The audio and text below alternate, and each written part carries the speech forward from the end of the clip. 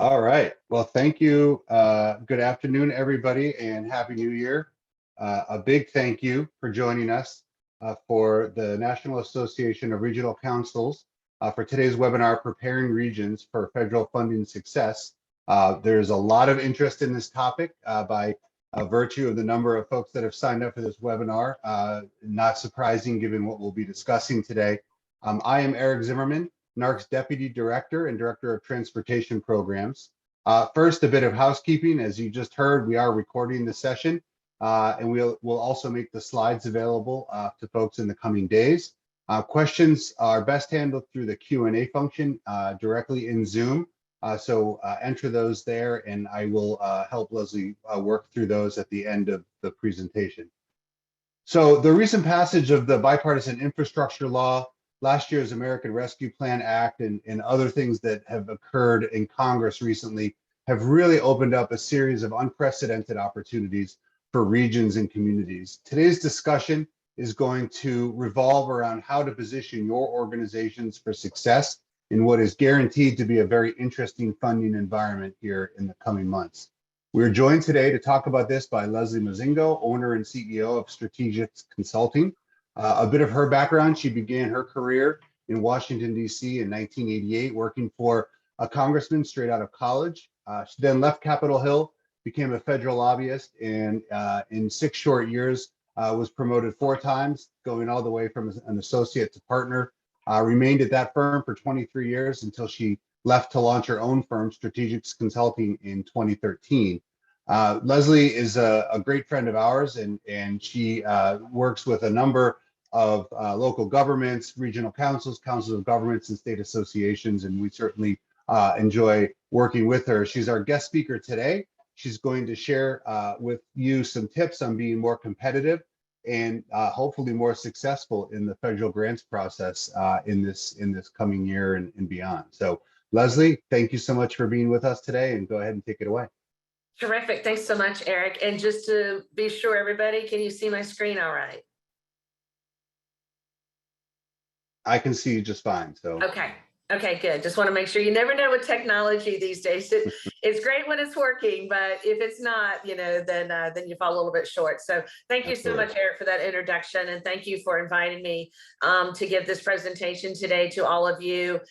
There is no better time. I was so excited when Eric told me about the number of folks that had signed up, because you were doing the right thing already, looking for more information. There is no better time than the present to be involved in looking at federal grants and federal funding success. We have more money out there than we've ever seen before, and not just in the American Rescue Plan, which everyone's very familiar with and working on now, but with these big pieces, multi-trillion-dollar pieces of legislation that we're going to talk about today, and how you can get ready now before they even start putting out some of the NOFAs.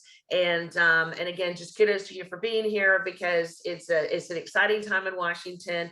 There's a lot going on, a lot of opportunity, and we want to help you get ready for that. So to get started, and now it's not wanting to switch. Of course. Okay, hold on one second. There we go. Okay.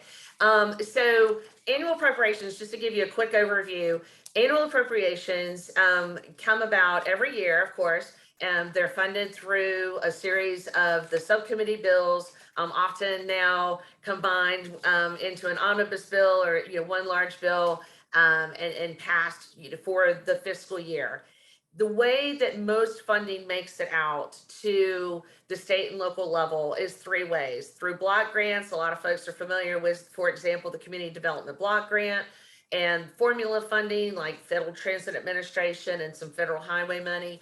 A lot of this goes out to the states and then trickles down to the local level. And then you have discretionary grants. And what we really want to talk about today is discretionary grants, because those are the areas where you go, you fill out the application. The other ways are already decided by formula or through some other type of criteria, right? And so you really don't have an opportunity to apply or to influence the funding.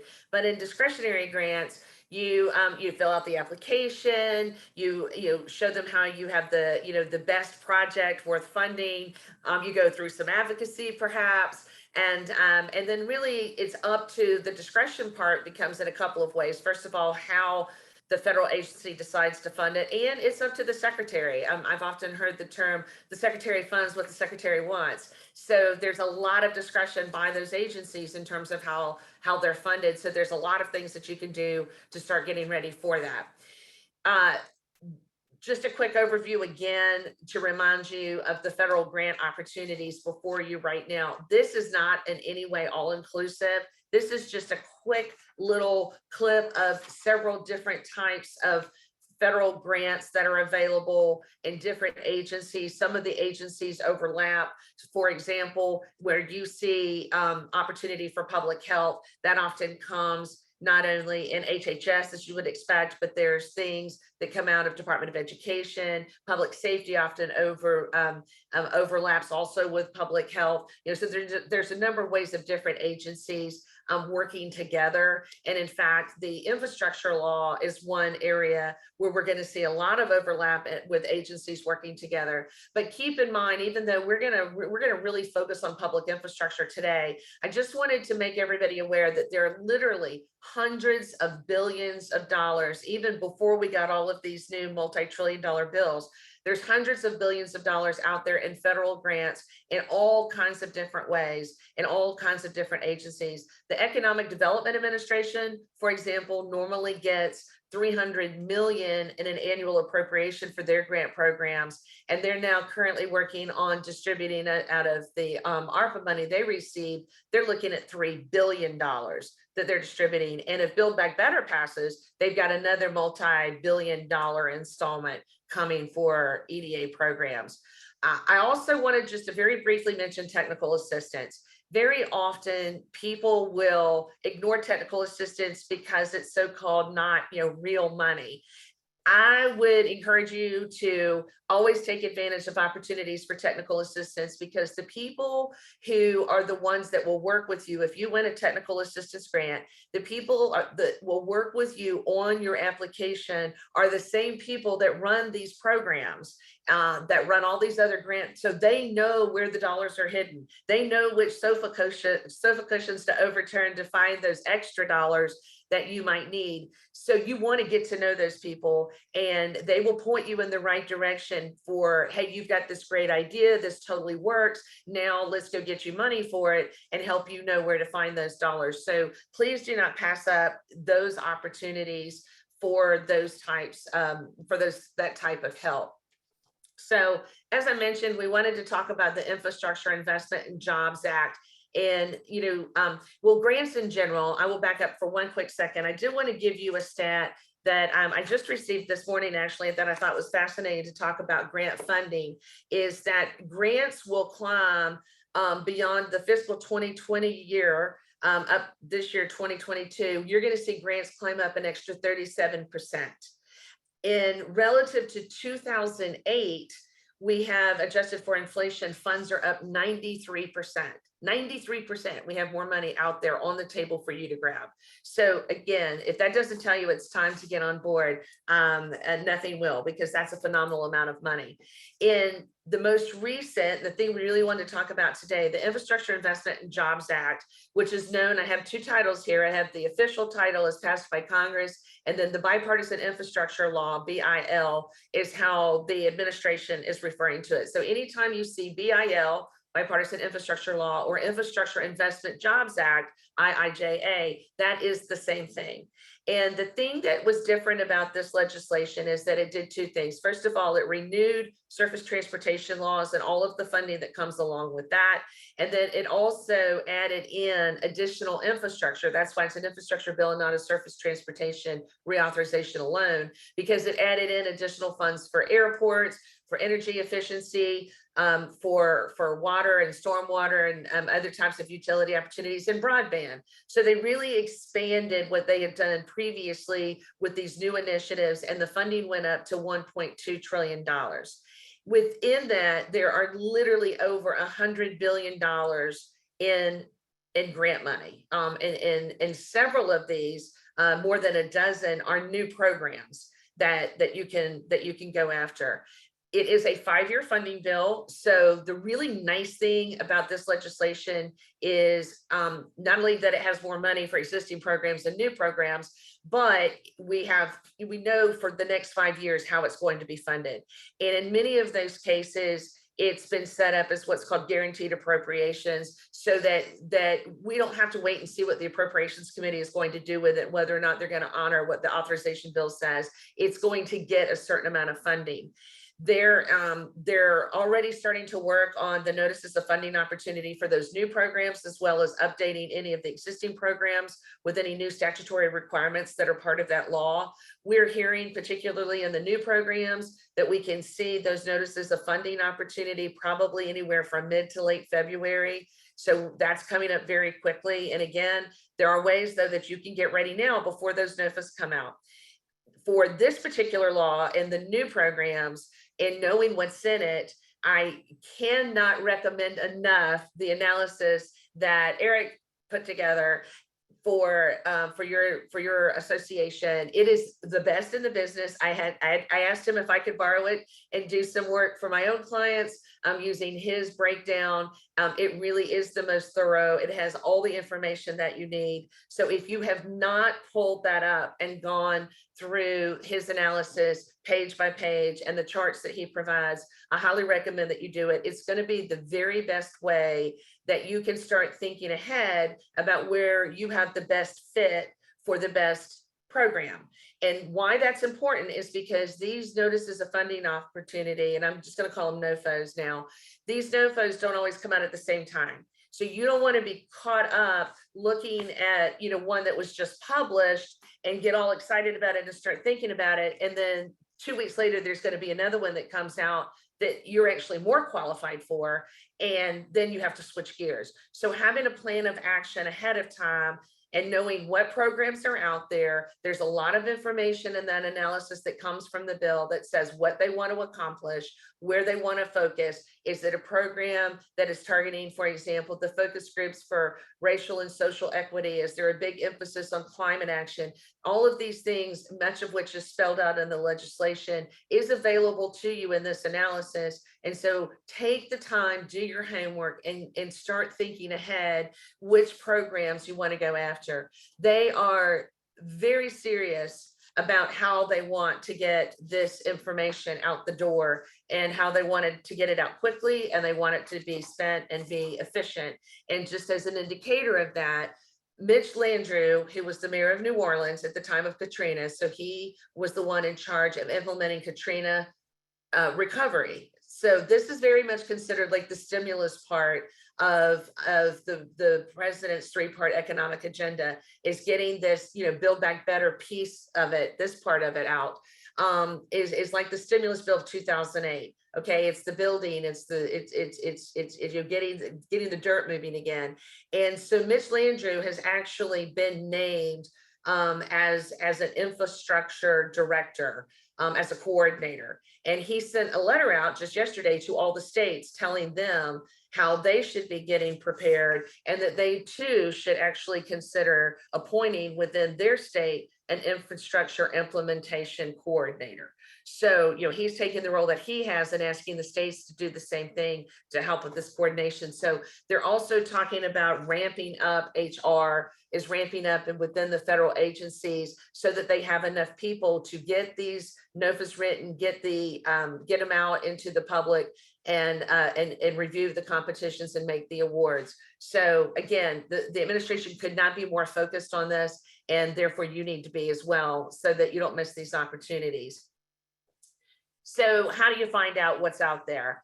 In terms of existing grant resources, grants.gov is still the best place to go initially to find out what it is you want to go after. So all the grants that have been previously awarded, those notices of funding opportunity are still publicized and available for you to go through and find out what the criteria are for different programs. And now that we're within one administration, I can't tell you enough the importance of starting early, getting where it's available, getting those NOFOs from the previous year and using that information to start putting together your next year's application. You want to do that. And you're going to hear me say probably 15 million times. I'm just going to go ahead and warn you that you have to start early on this stuff to be the most competitive.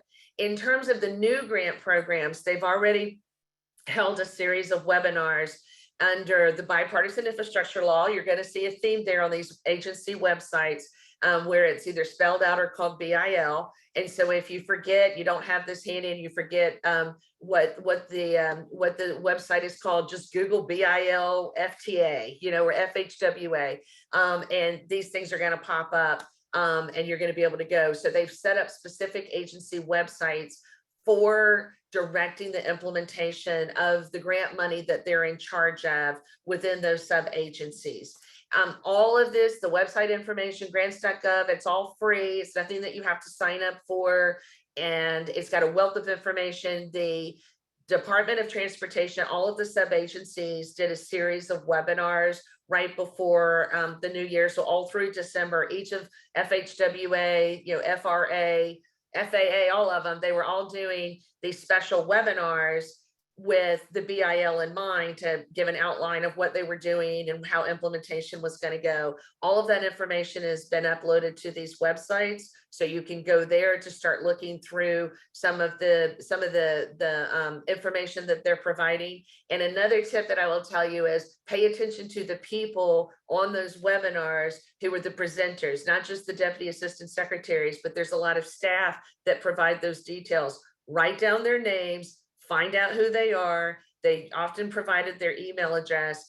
Get to know them, contact them ahead of time, tell them the grants you're interested in, tell them who you are, tell them what you're working on, tell them about your region and all the great things you're doing and how your region is special and what makes you different and why these grants are going to be transformative is the word you hear all the time now. And how are these grants going to be transformational for you? So you want to get to know those people and make sure they get to know you so that by the time you submit that application, they already know who you are and they're expecting it. And so that information is up and ready. They've got FAQs on those pages. Again, just all kinds of information that you definitely want to check out while you have it available to you. So now that I've told you a little bit about the Bipartisan Infrastructure Law and some things you can do there, I want to go back to the basics a little bit about grants in general, because anything that's true for grants in general is going to be true for all these new initiatives that are coming out in the BIL implementation. And keeping in mind, we're still waiting on Build Back Better. We may end up, if they end up doing something with Build Back Better, that's another potential hundreds of billions or potentially more than $1 trillion in new programs that would also have some components that would be of interest to your region. Least of which would be, not least of which would be the energy efficiency and some of the other climate action resiliency types of programs that are a priority for this administration, and a lot of other ways, public health and things of that nature. So we'll be keeping an eye on that, and I'm sure everybody will be talking about it if it moves forward. In the meantime, what I talked about before is find the right program. So go to that analysis of the Infrastructure Investment Jobs Act that I talked about that Eric did, that's just worth gold. And look through that, look through the websites and think ahead, which program do I want to go after? And once you've identified that program, at the same time, you want to make sure that I'm pretty sure everybody, if you've ever applied for a grant, you have a DUNS and a SAM. But if you don't have a DUNS or a SAM, you want to get one. And if you don't know who is your authorized representative, your authorized user, you want to find out who that is too, because those are the people who actually have to submit the grants on grants.gov. Pretty much all grants today, there's a few exceptions in the Justice Department. They have a new method for submitting grants in their own portal, but everything else, and particularly in the transportation world, you're going to use grants.gov to submit those applications. So you want to become familiar with grants.gov. You want to become familiar with the DUNS and the SAM and all these other terms, and you want to make sure that you know what they are. You're going to have them to compete, and you're going to want to make sure you know who your authorized users are. So as you're doing that and you're looking at the program, then you want to make sure that you read through what criteria you know about, and that you sure that you pick a project in your region that is the best fit for that program. One of the most common mistakes that people make is they sort of assume, well, I can convince the federal government to fund my project because even though it's not the exact thing they're asking for, it's such a great project that they have to fund it because it's so good.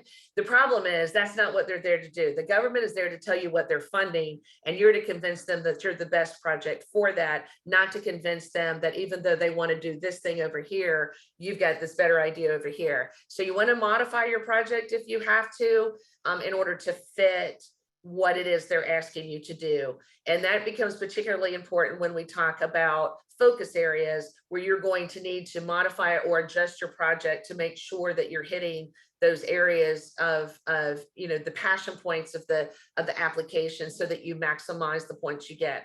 So follow directions, pretty basic, right? Everybody's like, of course you're going to follow directions, but I have it in bold with an exclamation for a reason. There are so many ways they can trip you up within a NOFO. If it says D before A, you think they've made a mistake and you want to answer A, don't.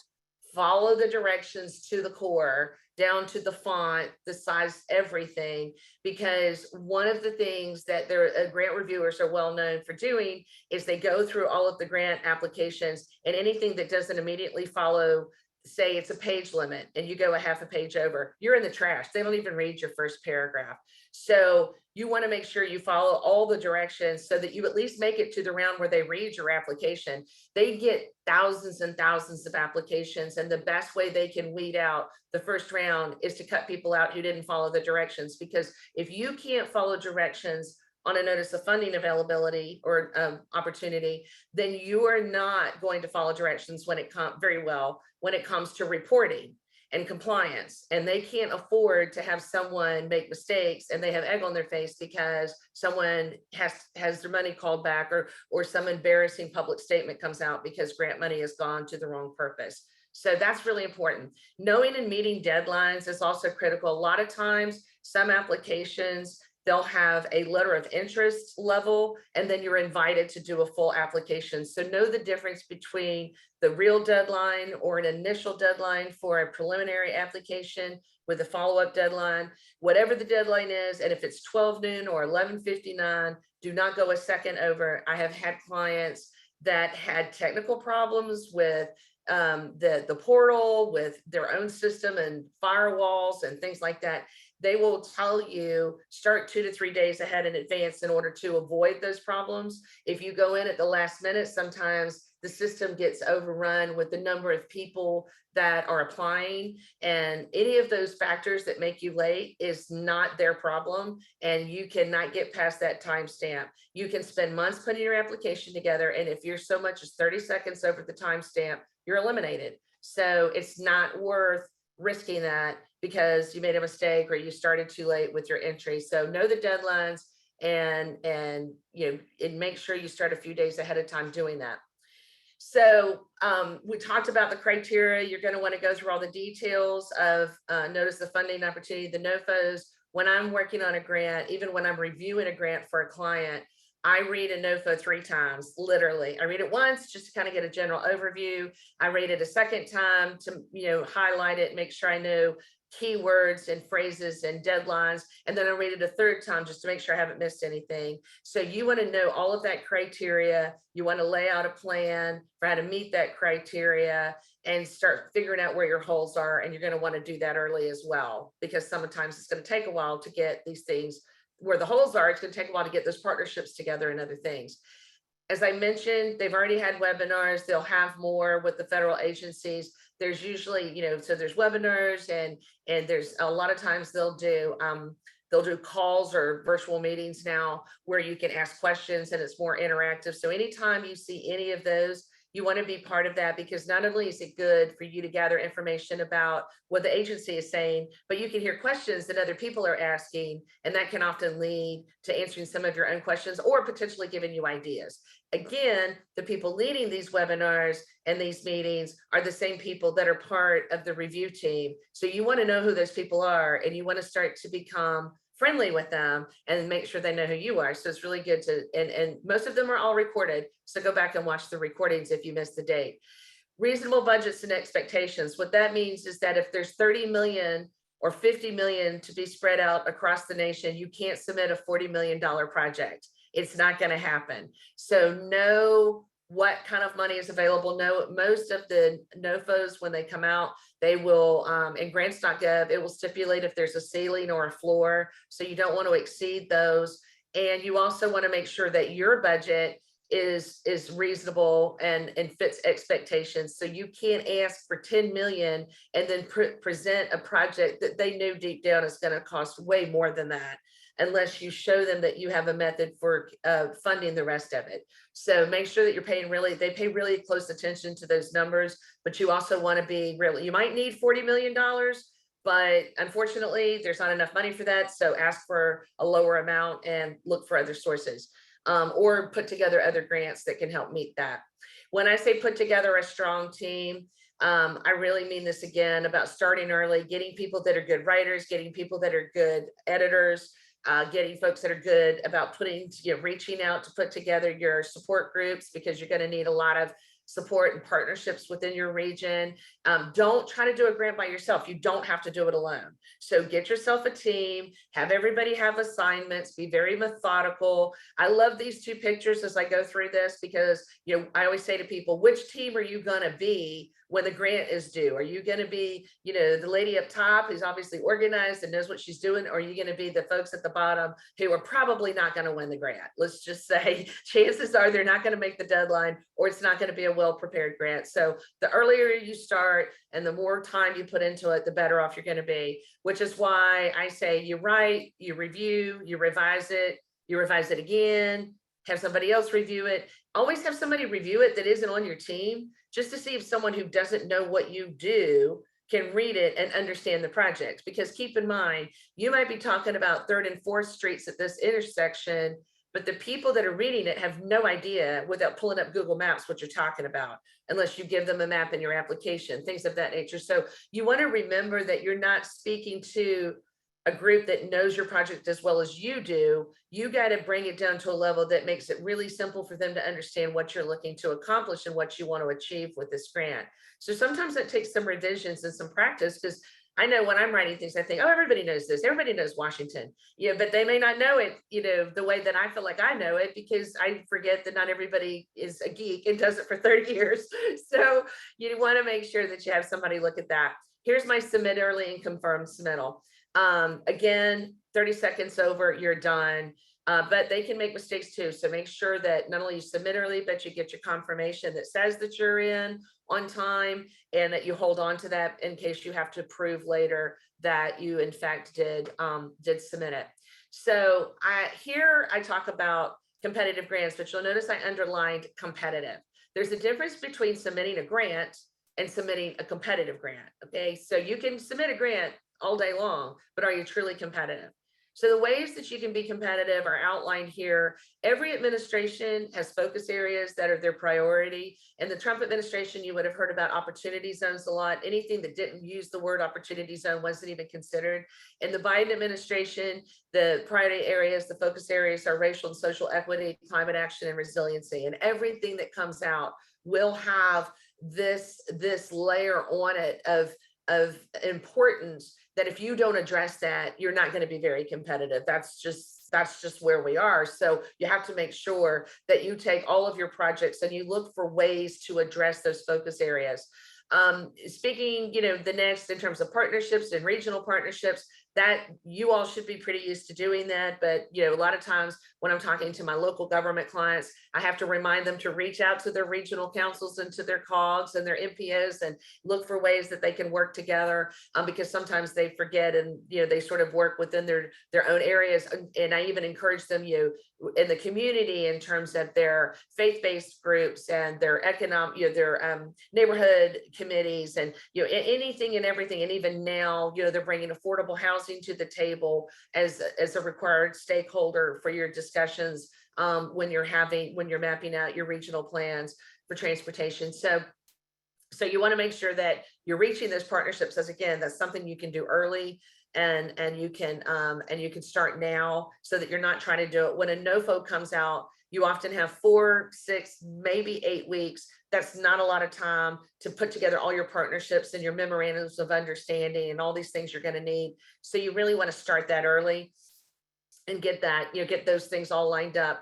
Public-private partnerships is still important. I mean, the more money you can bring, especially if you can make it a financial partnership and the private sector is involved, that still helps. Again, they're getting the biggest bang for their buck. So, you know, don't ignore those opportunities to get those partnerships to go.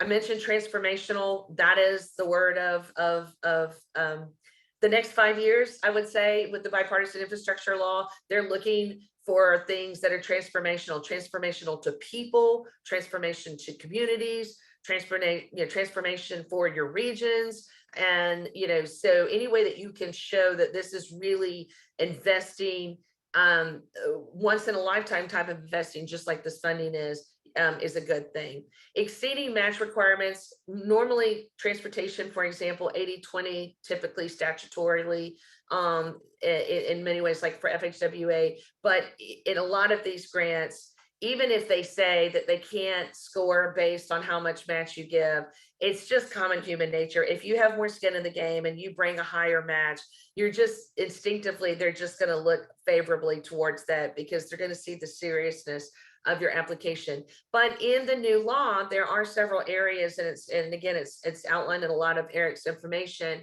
where either you can get a hardship waiver and get 100% funding, or there's other ways that you can get a lower match. But for the most part, if you can exceed that 20% local match, and actually I'll change that, not local, but non-federal. Keep in mind that your local match doesn't have to necessarily come out of a particular bucket of funding with say a local government, or your own COG budget or something of that. It just has to be non-federal. And you do have to be careful that your non-federal is not state money that comes from the feds and passes through the state. If it passes through the state, it's still federal money. So that money cannot be considered your non-federal match.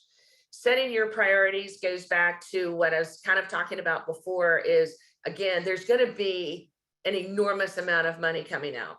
So you need to know which grants you're going after now versus which grants you might want to go after next year or the year after. You've got 5 years to plan, right? So you know what the funding mechanisms are going to be. You can set your priorities for which grants you really want to focus on and put all of your time and attention to. And then also within that grant, setting your priorities. You don't have to build Rome in a day. So do what is reasonable and what you can accomplish. And and a lot of times they like to see in these grant applications, you know, this ability for phases, so that if they can't fund the whole grant, they maybe can give you enough money to get you started. So be aware of your priorities and set those out and be very clear about them. And then presenting your best case. Everybody has something that makes them special. Remember, there are thousands and thousands and thousands of applications. And so if you're out there talking about something like, this is, you know, transformational, I use that word, but if you don't tell them how it's transformational, or if you just say this funding is critical to our need, it's critical to everybody's need. Everybody's telling them it's critical. So you have to tell this federal agency what it is that makes you special and why yours is the best project to fund and how you're different. And the best way you can do that when I go through debriefings, the things I hear most often that is missing is data. You can make statement after statement that sounds all wonderful on paper, but if you don't back it up with some numbers that validate what you're telling them, they really don't give you credit for it. So the more data that you can provide, the better. And if you have page limits, then make sure you have links to that data. You could have a web page that you set up that has all of these additional materials, but have some form of giving them the data they need to validate the statements that you're providing. So keys to success, and I'm going to start wrapping it up because I want to give you all a chance for questions and answers. There it is again, that word early. So start early, can't say that enough. Start now preparing for grants for this year. If you know the grant is a repeat grant, it's been reauthorized and refunded, then go back and pull up, like the RAISE grant is a great opportunity, right? It was Tiger, it was Build, now it's RAISE. RAISE has all these previously funded projects. You can read about what they funded in the past. You can get the NOFA. I said NOFA here instead of NOFO. But you have all these ways of getting this information that you can go, and that will not change a whole lot within one administration. It doesn't really change from year to year. So even with the Bipartisan Infrastructure Law, once we get some of those NOFOs out, we can use that same material now this year. If you're not ready to apply, use that material to start your application for next year, because the applications really don't change a whole lot. And even when they do, the agencies are usually very good about telling us how they're going to change. I mentioned tell your story, what makes you special. If you have the largest military installation in your state, and that's going to affect the military, whatever it is, tell your story and make sure that they understand how you're unique. Simple and concise. You don't need a whole lot of flowery words. Don't over explain it. Just tell them what you need, tell them why you need it, back it up with data. Remember, they're reading literally hundreds of thousands and thousands of applications. So even if you don't meet, if it says 25 pages and you can say it in 20, even better. There's no problem with saying less and giving them links if they really want more information. So make it simple, make it concise, make it easy to read. Keeping Congress informed, making sure that your delegation knows what you're doing, because you will need their political support. Even competitive grants have a political edge to them, if you will. So it's always a good idea to get those letters of support from your members of Congress, having them weigh in with phone calls, any way that they can be involved. And it's just good for them to know what you're working on. And if they help you get the grant, don't forget to invite them to the ribbon cutting, because those are giving credit where credit is due, means they'll be there to help you again on your next application. So you want to make sure that you keep them informed and you keep them involved with the project and give them updates on how it's going. Persistent and patience means you may not get the grant the first round. There are debriefings. All of the DOT agencies are really good, and most federal agencies are, with a few exceptions, are really good about doing debriefings. So a couple of things to keep in mind if you're going through a debriefing and you have to reapply. There's what I call an off season and an in season, off season. When the NOFA is public and out for competition, that is considered in season. They cannot talk about your specific application. Should you go direction A? Should you go direction B? Should you do this? Should you do that? They can't go into the details of your application at that time. They can only talk about their program and their process. However, if you get to know those folks and you have conversations and communications with them from the time that they make the award announcement of one round before they put the NOFA publication out to the next round, I call it the off season. And during that off season, they can have very specific conversations with you about your application. They can go through and give you specific information, feedback on what the grant reviewer said about your application, why you scored the way you scored, which paragraphs were spot on, don't change a thing, which areas were kind of weak, you need more data. So definitely take advantage of those opportunities, have those conversations, get those debriefings, and then follow up, making sure that if you have those conversations or you get a call from an agency saying we need more information, you want to follow through with them. You want to make sure you stay involved, that they know about. And if you don't get your award, going back to them and saying, gosh, we were disappointed, but we went through our debriefing and we want to make sure we're gonna apply again. If there's articles in the paper on safety issues, safety is a high priority for Secretary Buttigieg, for example. You want to make sure that you share with those individuals articles that happen to talk about safety related to your project. Follow up all year long. Don't make when you put the application in the only time that they hear from you. Again, you're building relationships so that these folks know who you are and they're expecting you. So that is very, very quick, I will tell y'all that I do this grants presentation for my client, for new clients a lot of times. And I actually have it down to like an hour and a half that we go over a lot of detail. I just crammed it into about 30 something minutes. So I hope that was not too much too fast, but I'm happy to answer any questions, and thanks again for having me. Oh, Leslie, thank you so much. That was excellent. And we appreciate your ability to condense it down. It certainly was a lot, but I think it was a lot of great information. We do have some questions, so let's hop into those and tackle a few of those. The first one is about whether it specifically asks about whether counties can apply for a specific program. Let's broaden that out a little bit and just talk a little bit about where folks can go to find out, given where they sit, where they might be eligible and what programs they might specifically be able to apply for. So generally speaking, and I will say this from the federal level, because I know in some states, like in the state of North Carolina, the counties don't really do transportation at cities. And so, different states have different rules for the most part, but I'll say generally speaking, okay, on the federal level, it usually cities and counties are kind of considered all under one bucket of local government. And so, yes, counties can apply for these funds. And again, I would highly recommend partnerships everywhere you have an opportunity. So if you're the county that's an applicant, reach out to the cities. And keep in mind too, towns and the rural areas are really important to the administration. They want to make sure, and in some cases there's carve out for rural communities. So it may be that you want a smaller group to apply and you support it. So there's lots of ways to approach it. It really depends on the grant you're applying for, but absolutely local governments are eligible. And one of the things, and correct me if you think I'm wrong, Eric, but based on what I read in a lot of your materials too, as well as that came out of NACO, the National Association of Counties, is that what was really nice about a lot of these new grants in the Bipartisan Infrastructure Law is that many of them are targeted, like the RAISE grant, to give awards directly to local governments like county governments. So not so many of them necessarily have to go to the state and then be awarded down. They're doing a lot more like the RAISE grant, where you can apply directly and receive your award directly. Absolutely, yeah. So it really depends on a sort of program by program basis. That you can get a sense of that reading either the legislation or some of the overviews that different entities have done. Myself, the one that NARC has done, as well as, as you mentioned, the counties, the cities I know have done, some NLC has done similar. So that gives you a little bit of a sense program by program who's eligible. But definitely stay informed.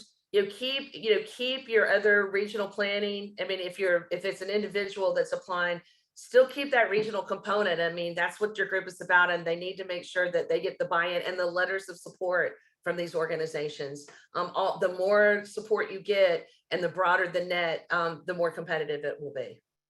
Yeah, so we've heard from Mayor Landrieu and from Secretary Buttigieg. Both have indicated at different times the importance of regional approaches and how that's going to be such an essential part of successful implementation. So definitely something that we know that the administration is thinking about already too. So a quick one I'll tackle myself, just because it's about the distribution formulas under IIJA. They do not rely on 2020 census. In fact, the questioner asked whether they relied on 2010. They actually rely even a little earlier. I believe it's on the 2007 estimates, but there was no change to the distribution formulas through the reauthorization bill. So it does harken back to a long ago time. So for you fast growing areas, I know that is a point of consternation because there's been no update in your population numbers since that time. That is entirely up to Congress. Congress has found it not to be in its own benefit to make any changes to that formula, and so we remain with this.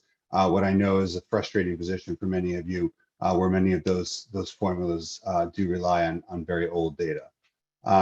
The other question, there was a question about the safe streets and roads for all program specifically. And I'll just answer that to say that, in fact, projects will have to be on a Vision Zero plan. About 40% of the funding for that program specifically is provided for the development of those plans. And then the remainder can be used for implementation, either planning or or actual building of projects, but those projects will have to be in the plan in order to qualify under that program. And as far as specific folks to reach out to yet on programs, I think it's a bit early for that. As we find out that kind of information, we're happy to share it out. So another question that's more for you, Leslie, I think is one of the things you mentioned are some of the key areas of focus for the administration. Equity, obviously, being one of them, economic recovery from COVID, those types of things. So what's the best way for folks to integrate that into their application? I mean, that's going to be, we know, an essential part of how they choose which projects to fund are going to be based on some of those criteria. What's the best way for folks to consider making sure that that's a strong part of their application?